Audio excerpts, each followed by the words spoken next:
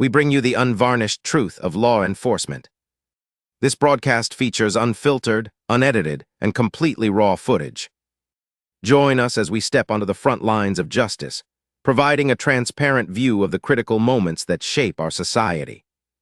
Ma'am, which floor are you headed? 28th, please. I live here.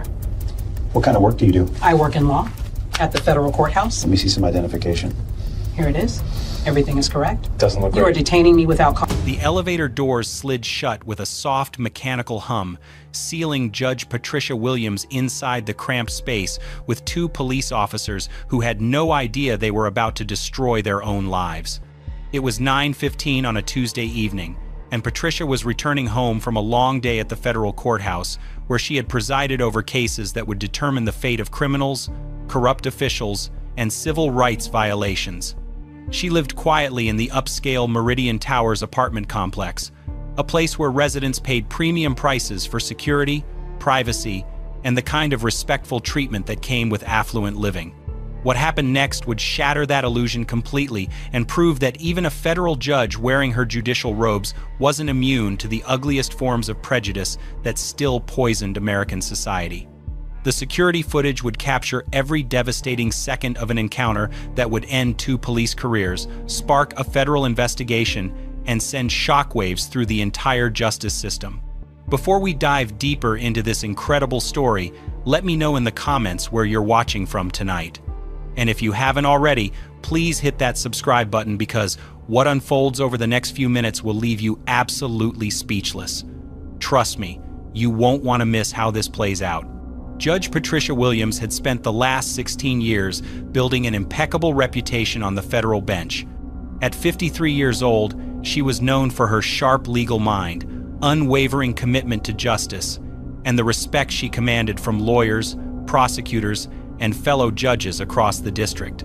Her journey to the federal courthouse hadn't been easy. Growing up in a working-class family, she had fought for every opportunity, excelling in law school, working her way up through the prosecutor's office, and eventually earning her appointment to the federal bench through sheer determination and exceptional legal expertise. Patricia lived alone in apartment 2847 of the Meridian Towers, a luxury high-rise that housed doctors, executives, and other professionals who valued the building's reputation for discretion and security. She had moved there 5 years earlier, drawn by the promise of a peaceful environment where she could decompress from the intensity of federal court proceedings. The building's management prided itself on providing residents with a sanctuary from the outside world, complete with 24-hour concierge service, private elevator access, and a strict policy against unauthorized personnel entering the residential floors. That Tuesday evening had been particularly grueling. Patricia had spent over 12 hours reviewing complex fraud cases, listening to arguments in a high-profile corruption trial, and drafting opinions that would affect thousands of people. She was exhausted, looking forward to nothing more than changing out of her judicial robes, ordering dinner, and catching up on some reading before bed. She had no idea that her quiet evening was about to become a nightmare that would expose the dark underbelly of police misconduct and racial profiling at its absolute worst. Officers Marcus Rodriguez and Kevin Thompson were supposed to be responding to a noise complaint on the 14th floor. A resident had called in about loud music coming from apartment 1426, and building security had requested police assistance after their initial attempts to resolve the issue had failed.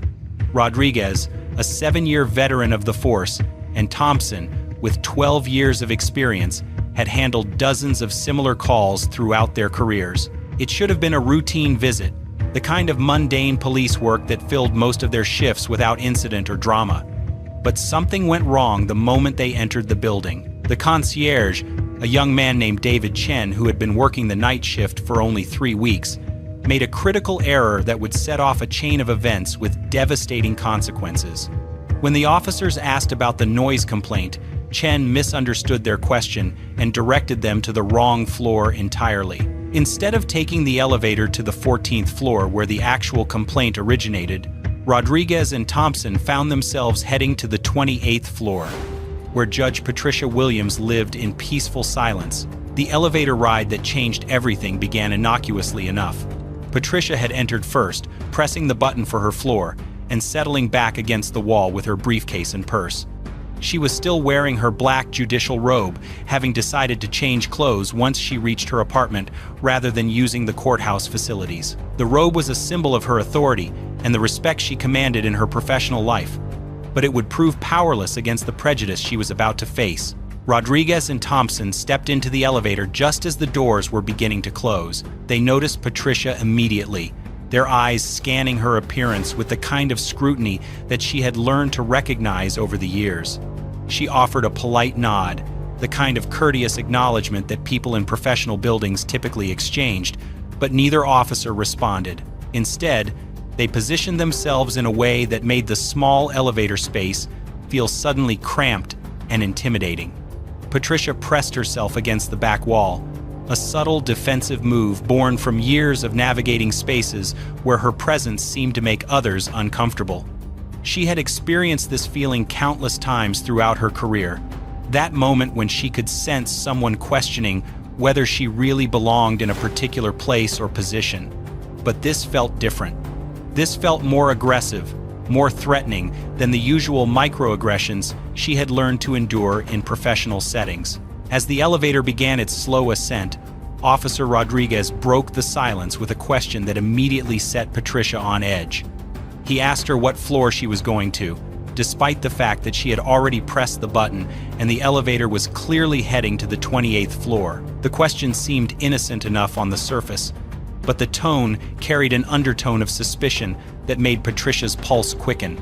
She responded politely, explaining that she lived on the 28th floor and was heading home from work. Rodriguez and Thompson exchanged a look that Patricia caught in her peripheral vision, a silent communication that suggested they found her answer somehow questionable or suspicious. Thompson then asked what kind of work she did, a question that had no legitimate purpose given the circumstances, but seemed designed to challenge her right to be in the building. Patricia hesitated for just a moment, weighing her options. She could have simply said she worked in law, which was technically accurate but vague enough to avoid complications. She could have mentioned that she was a federal judge, which might have immediately changed the dynamic, but could also come across as name-dropping or trying to intimidate the officers. Or she could have politely declined to answer, pointing out that she had no obligation to discuss her personal life with strangers in an elevator. She chose the middle path, explaining that she worked in the legal field and was returning home from the federal courthouse.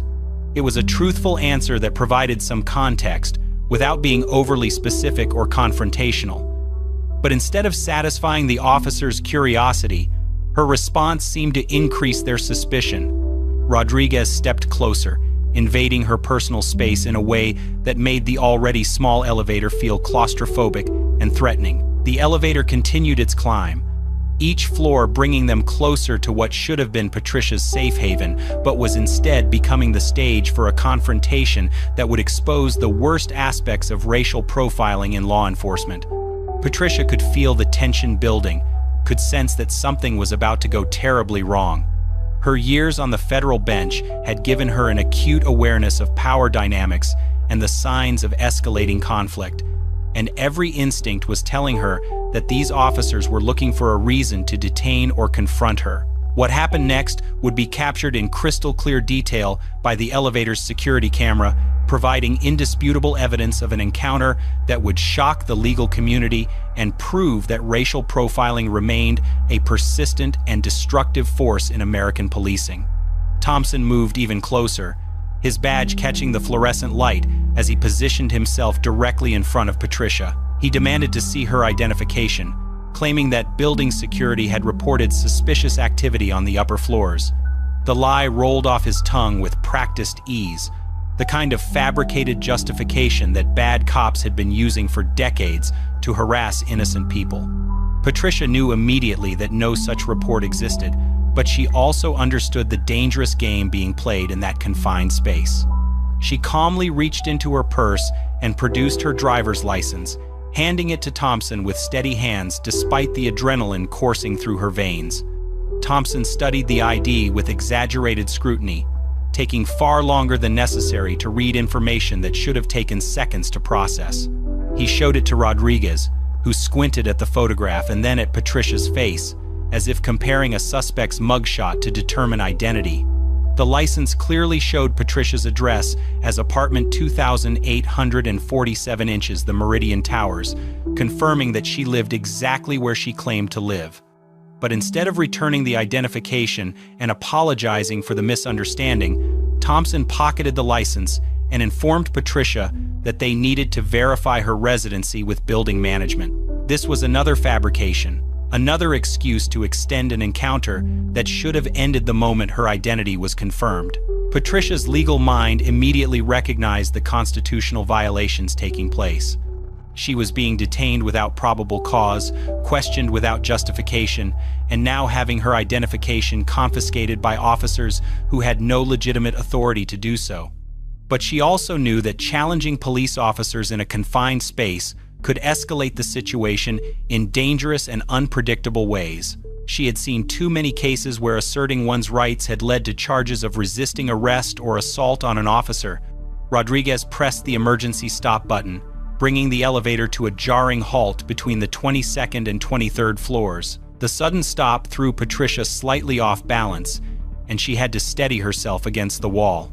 The officers now had her trapped in a space roughly 6 feet by 4 feet, with no witnesses and no immediate way for her to escape or call for help. Thompson began questioning Patricia about her work schedule, asking why she was returning home so late and whether she had been drinking.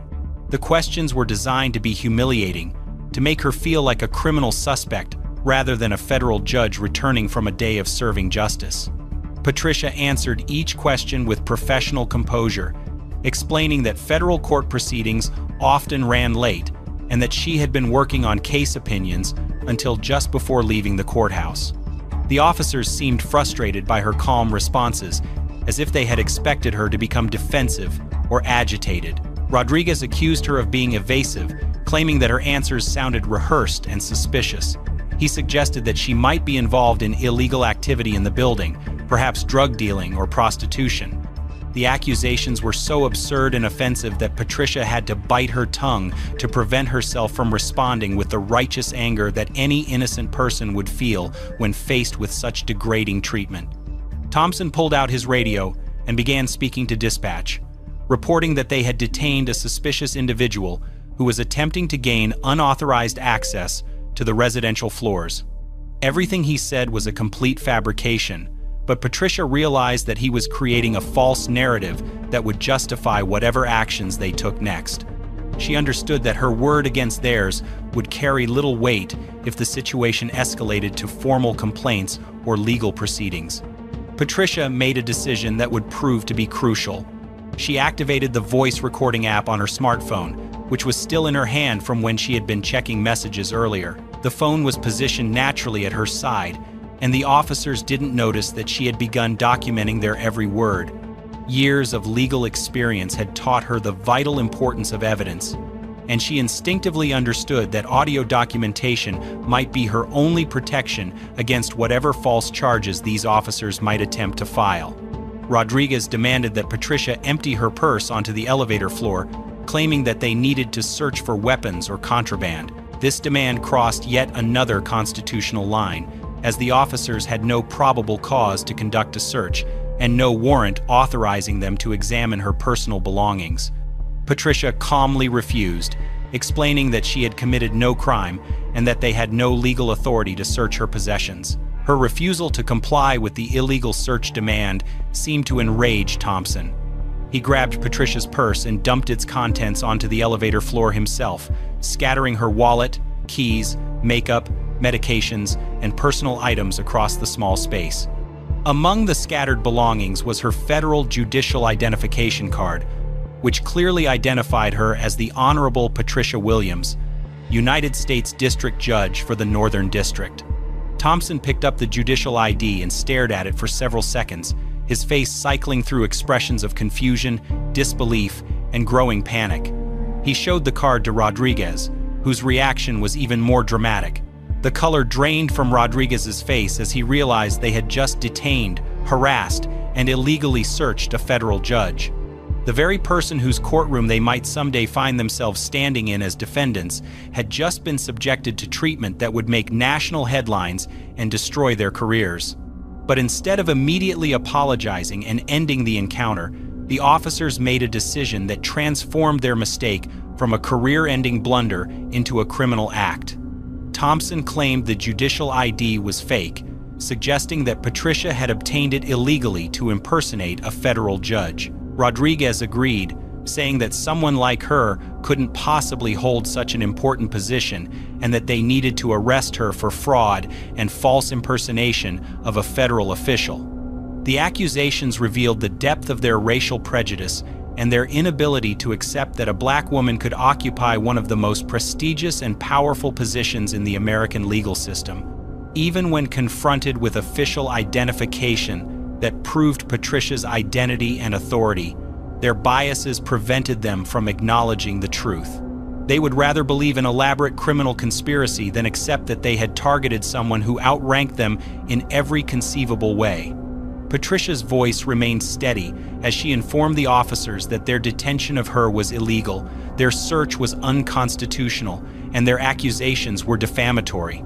She warned them that continuing their current course of action would result in federal charges and the complete destruction of their law enforcement careers. But her warnings fell on deaf ears, as the officers had committed themselves to a path that would lead to their professional annihilation.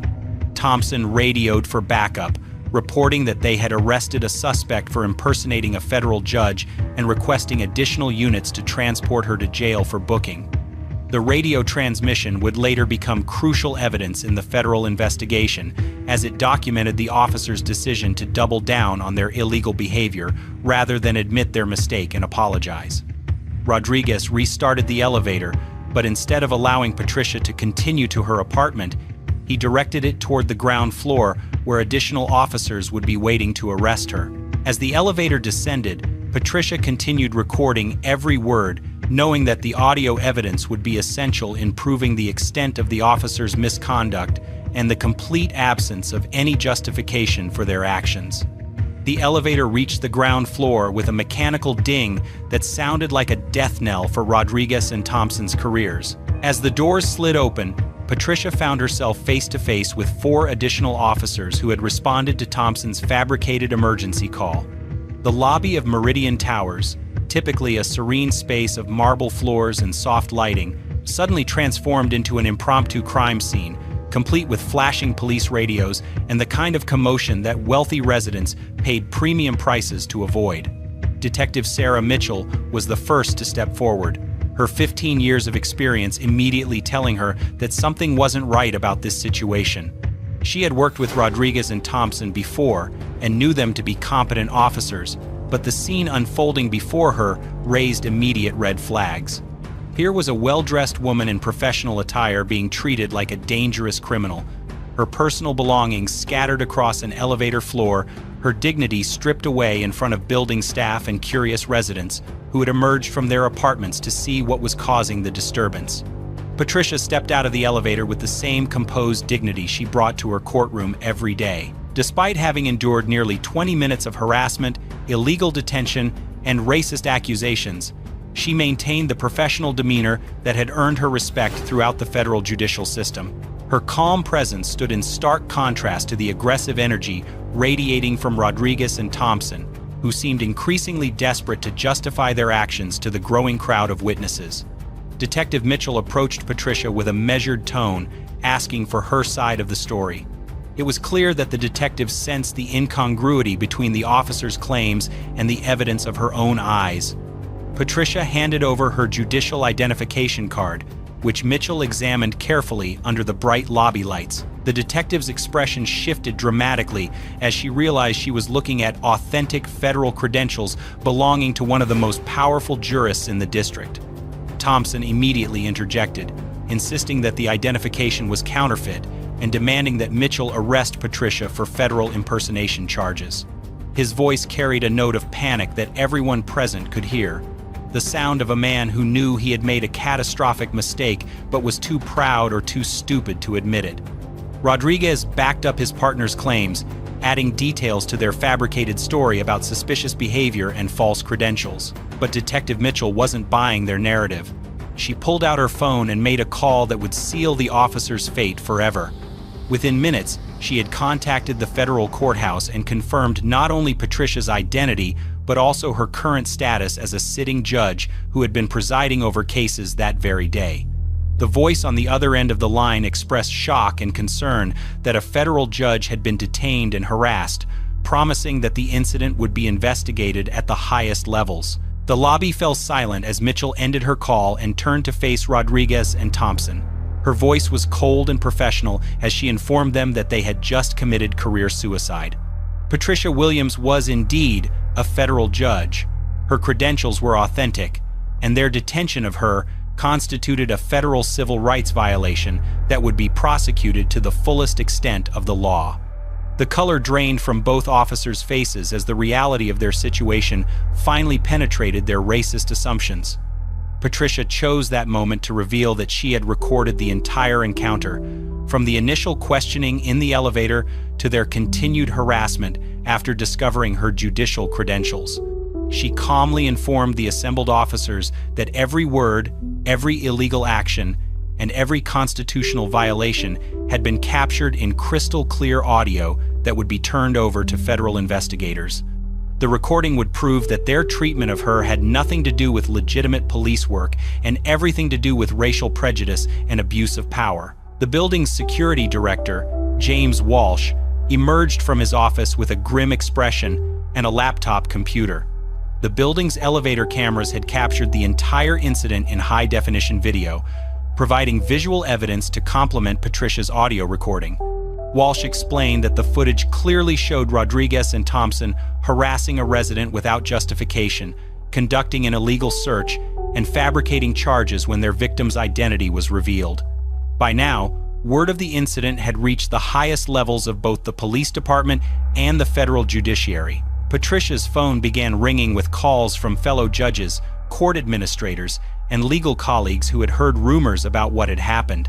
Each call added another layer of pressure on the police department to take immediate and decisive action against the officers responsible for this unprecedented violation. Rodriguez made one final desperate attempt to salvage the situation, suggesting that Patricia had somehow provoked the encounter or that their actions were justified by standard police procedures. His words fell flat in the lobby, filled with witnesses who had seen the evidence with their own eyes. No reasonable person could watch the security footage or listen to the audio recording and conclude that Patricia had done anything other than attempt to go home after a long day of work. Detective Mitchell took the extraordinary step of placing both Rodriguez and Thompson under immediate arrest for federal civil rights violations. Their badges and weapons were confiscated on the spot, and they were handcuffed in the same lobby where they had attempted to humiliate a federal judge. The irony was not lost on anyone present that these officers were now experiencing the same loss of dignity and freedom that they had tried to impose on an innocent woman. The news media arrived within hours, drawn by tips from courthouse personnel and legal insiders who understood the significance of what had occurred. Federal judges rarely found themselves on the wrong side of police encounters, and when they did, it usually meant that something had gone catastrophically wrong with law enforcement procedures. Reporters gathered outside Meridian Towers, eager to interview residents and witnesses who could shed light on the extraordinary events that had unfolded in the building's elegant lobby. Patricia declined to speak to reporters that evening, choosing instead to focus on documenting the incident and consulting with civil rights attorneys who specialized in police misconduct cases. She understood that her response to this violation would set important precedents for how the judicial system dealt with attacks on its own members. Her decision to pursue the matter through official channels rather than seeking media attention demonstrated her commitment to letting the legal system work rather than trying her case in the court of public opinion.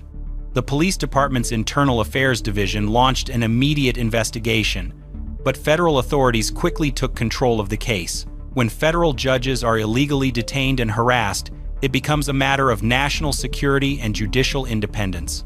The FBI opened a civil rights investigation within 24 hours, and federal prosecutors began reviewing the evidence to determine what charges would be filed against Rodriguez and Thompson. The security footage and audio recordings were turned over to federal investigators who were stunned by the clarity of the evidence and the brazenness of the officers' conduct. Rarely had they seen such a clear-cut case of racial profiling and civil rights violations, complete with multiple forms of documentation that made denial or deflection impossible. The evidence showed not just individual misconduct, but a pattern of behavior suggesting that Rodriguez and Thompson had likely engaged in similar conduct against other victims who lacked Patricia's resources and legal knowledge. Word of the incident spread quickly through the legal community, generating outrage among judges, attorneys, and court personnel who understood the broader implications of what had occurred. If federal judges could be subjected to this kind of treatment, what hope did ordinary citizens have when confronted by officers who viewed certain groups as inherently suspicious or criminal? The incident highlighted persistent problems with racial profiling in law enforcement and the need for better training and accountability measures. Patricia's colleagues on the federal bench rallied around her, offering support and demanding accountability from law enforcement agencies. Several judges issued public statements condemning the officers' conduct and calling for systemic reforms to prevent similar incidents in the future. The judicial community understood that attacks on individual judges were attacks on the independence and integrity of the entire court system. The apartment building's management company found itself in an awkward position, having promised residents a secure environment free from harassment and discrimination. The fact that two police officers had been able to detain and humiliate a resident in their own building raised serious questions about security procedures and the screening of law enforcement personnel who entered the property. Building management immediately implemented new policies requiring all police officers to be escorted by security staff and to provide detailed justification for any resident contacts. As news of the incident continued to spread, it became clear that Rodriguez and Thompson's careers in law enforcement were over. No police department would hire officers who had been caught on camera illegally detaining a federal judge, and their actions had created liability issues that would follow them for the rest of their professional lives. The incident would become a case study in police academies and legal schools, an example of how racial bias and poor judgment could destroy careers and violate constitutional rights. Federal prosecutors moved quickly to file charges against both officers, recognizing that the strength of the evidence and the high-profile nature of the case demanded swift action. The charges included deprivation of civil rights under color of law, false imprisonment, and conspiracy to violate constitutional rights. Each charge carried significant prison time, with the potential for sentences that could reach 16 years if the officers were convicted on all counts. The case would send shockwaves through law enforcement communities across the country, serving as a stark reminder that racial profiling and abuse of power would not be tolerated regardless of the victim's race, status, or ability to fight back. Patricia's decision to document the encounter and pursue federal charges would ultimately protect countless future victims who might otherwise suffer in silence. The federal trial that followed became a landmark case in civil rights law, with Rodriguez and Thompson ultimately convicted on all charges after just 4 hours of jury deliberation. The overwhelming evidence made their guilt undeniable, and both officers received the maximum sentence of 16 years in federal prison. Their convictions sent ripples through police departments nationwide, serving as a stark warning that racial profiling would carry devastating consequences. Judge Patricia Williams used her experience to become a powerful advocate for judicial reform and police accountability. She established a foundation dedicated to documenting and preventing racial profiling incidents, ensuring that future victims would have the resources and support needed to seek justice. Her courage in pursuing federal charges, despite the personal cost, inspired countless others to stand up against discrimination. The Meridian Towers incident became required study material in police academies and law schools across the country, a perfect storm of stupidity, racism, and abuse of power that destroyed 2 careers while strengthening the cause of civil rights. Rodriguez and Thompson learned too late that in America, justice doesn't recognize rank or uniform when constitutional rights are violated. This case was brutal, but this case on the right-hand side is even more insane. Seeking the truth is our ultimate mission. We dig deep to hold power to account, relying entirely on facts and data. Remember, the records never lie. Thank you for tuning in and supporting our work.